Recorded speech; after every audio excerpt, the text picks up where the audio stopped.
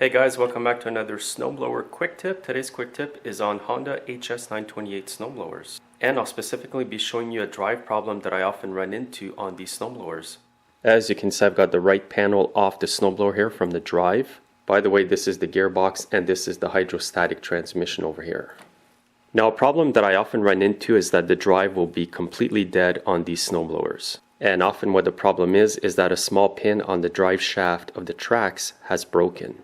And that little pin is behind this big gear here.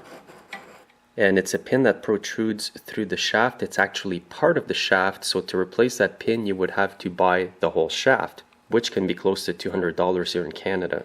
And what I'll do is pull out the gear to show you how that pin connects to it. You can see here that there's grooves for the pin to go right through the shaft and onto the gear. And as I've just showed you, the pin's broken on both ends. And I found one of the pieces of that pin. And basically this is how the pin would sit into the gear.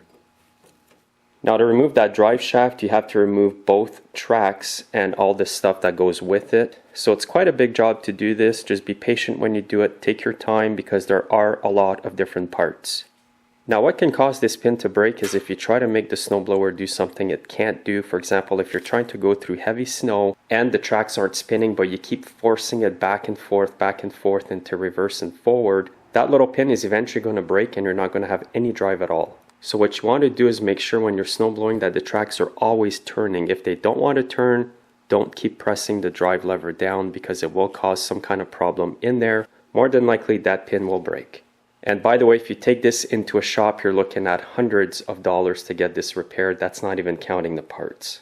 In this case here, I'm not quite sure what the customer is going to want to do, but I did warn him that the parts and a repair for this snowblower would be expensive. If you do repair this problem by drilling out the pin and putting in another pin, make sure you use hardened steel. Also, if you're doing it for somebody else, just warn them that it's not a factory authorized repair, meaning this is not the way that Honda would recommend repairing this problem, and that you cannot warranty a repair like that at all. But I have repaired a few of these problems by drilling it out and putting in a hardened pin, and it has lasted. So that's my snowblower quick tip for today, guys. Make sure to subscribe and you can see me in my next video. Have a great day.